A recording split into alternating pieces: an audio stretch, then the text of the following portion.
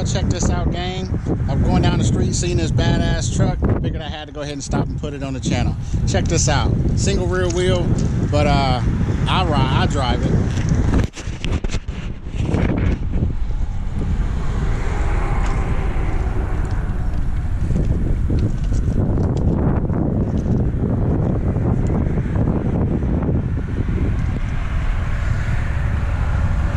Everything underneath here has been redone, and it's got air tanks and whatnot.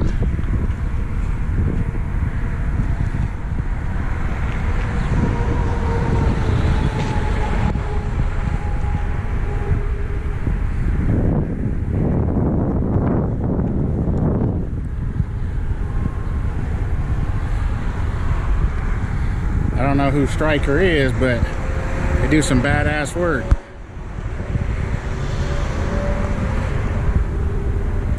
And then these are 40, 15, 50, 26 Ironman tires. I'm assuming maybe 26 by 16. Man, that is nice. This looked like it could be like a SEMA build or something. I'm not for sure if it was or wasn't, but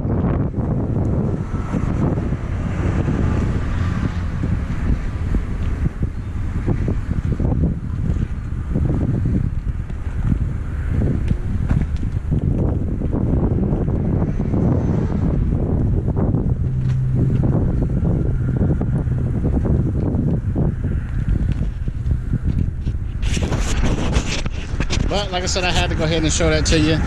If you guys are interested in this truck, it's for sale. I don't know how much. You got to hit up Lucky 7 Car Store up here in Warsaw, Indiana. So, but like I said, I thought I'd bring that to the channel. It's a pretty cool truck. Somebody put a lot of time and detail into this truck.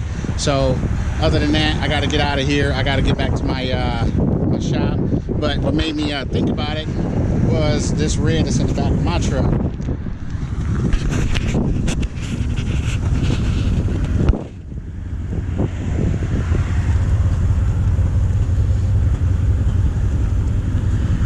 This is for a little project that I got going on at the shop. You already see it, DK Forge. So I got them red parts going on. But yeah, I gotta get out of here. So just make sure you stay tuned. All right, I'm back. So I got to the point, I done already went up there to Rager's Edge, because you know that's who I use for my powder coating. Took all of the parts up there that I needed to get powder coated. They finally got done. He got them done in a real quick turnaround time for me so that I can get this truck done and put back together for the weekend. So I went ahead on and put everything on it. Took a wire wheeled the whole frame. I thought about getting the sandblasted, but I can't lie. I was being cheap about it, and I didn't want to do that, so I just decided to go ahead and put the extra labor in it, and I go ahead and wire wheel it. Anyway, went ahead on and wire wheeled the frame, poured 15 it. There's still a few more spots that I need to hit on it, but you get the gist of it. So let's go ahead on and take a look at this thing. So it'll look a lot different than what the last time. Obviously, parallel 4-link. I got everything welded up, repositioned the bags to a different spot. If you remember before, the tank was black and it was all faded. So I had these brackets and the tank actually powder coated. Of course, we had to go ahead and throw that Watts link in here. I had all of that stuff powder coated as well. The gas tank is next. If you see, it's already got that little notch cut into it. That's got to go too. I went ahead and bought a brand new fuel pump and gas tank. Had the gas tank powder coated as well. So I'm gonna get ready to rip out this drive shaft and have new U-joints put in it. Let's see. Excuse my mess. So, like I said, all of that stuff has been powder coated as well. If you look right here, these right here are adjustable. So instead of me having to unbolt it to adjust what my length is to set my pinion angle, I ain't got to do that. I loosen up these lock nuts right here, put a crescent wrench on here, and I can actually adjust this in and out. So that's pretty much what that is right there. Other than that, that's pretty much it, and it's definitely coming on along. So I got some more up here that I still got to get painted yet, but I wanted to wait till I got that gas tank out so that I can have a little bit more room in there without hitting my head and stuff like that. So, but anyway, like I said, I wanted to go ahead and give you an update. That's how we sitting right now, and I hope y'all enjoying the content. I'll go ahead and let this thing down. It's up on the forklift right now because I needed to make sure that the Watts link was keeping everything in position as it was going up and down, and make sure my rear end wasn't kicking left or right. So I went ahead and measured everything out just to make sure that I was going to be good, but I wanted to be 100%. So I got the trusty jack right here to lift it up and down as much as I like to make sure everything is good. So I'm gonna go ahead and let this thing go on down, and I'm gonna go ahead and get my work finished up for the day so that I can go ahead and get these wheels and stuff put on.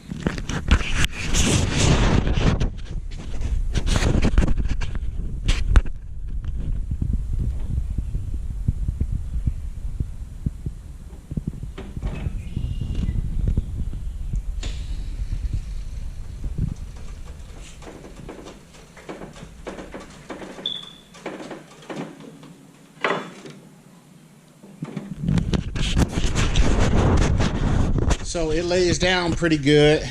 I'm pretty happy with that. I didn't want to have to go running a big C-notch and stuff like that in the frame. That's the reason I went about this build the way that I did. When I first got this truck, as you already know, had a super big hole in the bed. I cannot stand that. You know what I'm saying? If you're going to do a job, do it right.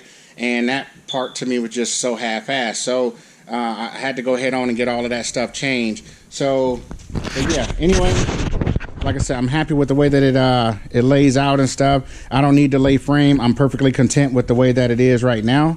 You see that the way that the Watts link, how that actually works with the bars and stuff like that. So pretty much at ride height, I've already told y'all how to set that, and you know, obviously it adjusts as it goes up and down. So, but that's pretty much that.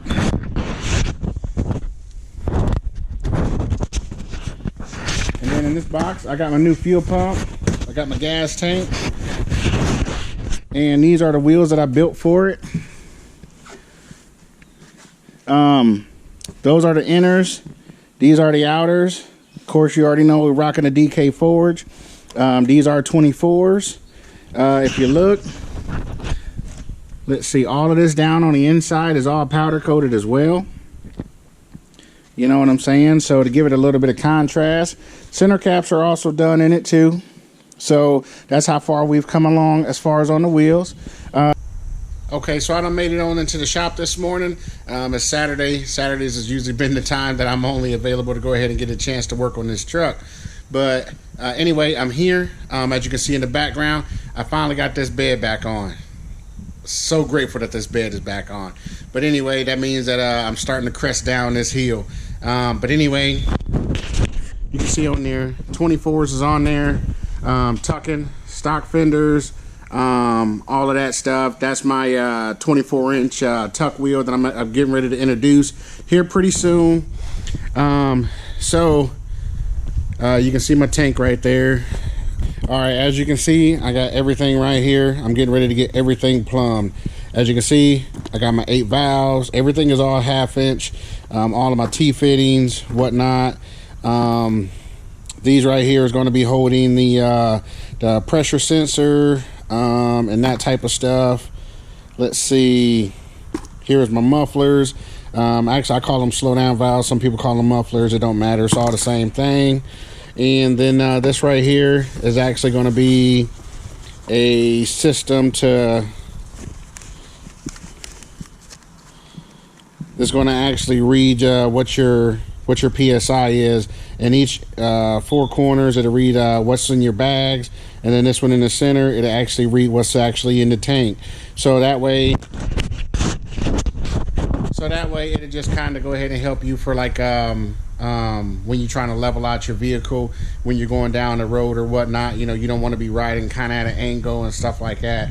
So that'll just make it a little bit easier on me. But yeah, I'm gonna go ahead on and get to it, get everything plumbed on in here, because I already got the engine driven compressor on there. So I want to go ahead and get everything plugged up so I can actually get this thing aired up and be able to get it, you know, moved back and forth as far as back and forth on the lift. But yeah, let me go ahead on and get to it, so just stay tuned. And just some food for thought.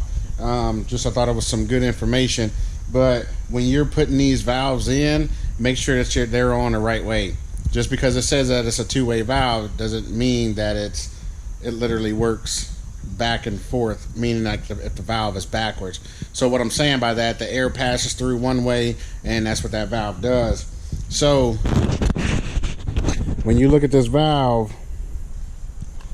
like you look at that side, you don't see anything, but you look right there, there's an arrow right there showing you what direction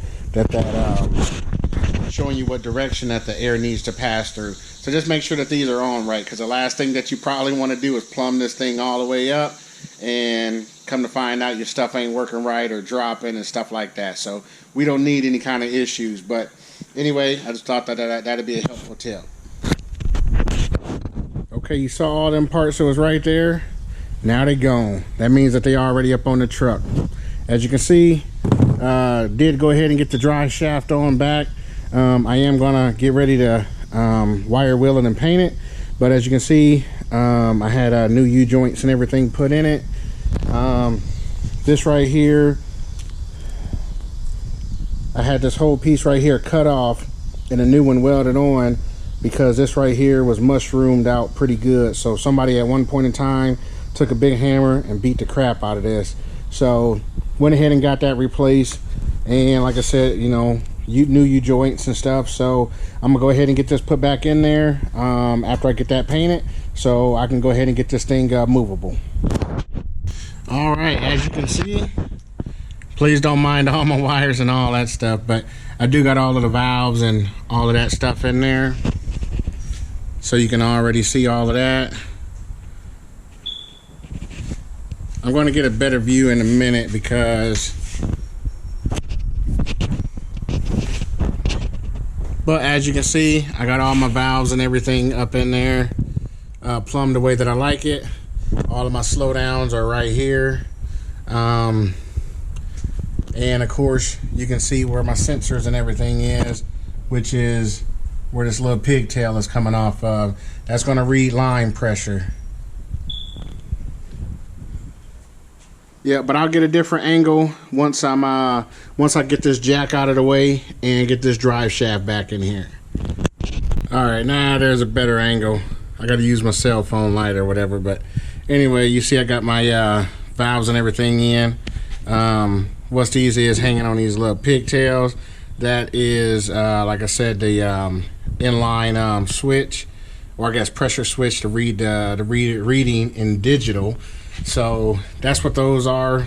Up over there, there's an open port, and right there's another open port. Those are for, I still got to actually go ahead on and put in my pressure switch so that it can kick off the engine driven compressor from once the tank is actually full. So those I actually have to, I still got to put a Y on that side, and then I got to put my inlet side as far as for my compressor over there. So that's pretty much what's left as far as up on this air ride system, as far as on plumbing and stuff. And then I'll go ahead and jump over to the wiring.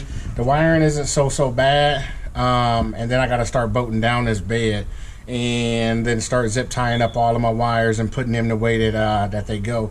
Because right now it's kind of a nightmare back here the way that it is, but you already know I'm gonna get ready to go get it together. So let me go ahead and keep on trucking along. Just make sure y'all stay tuned, all right?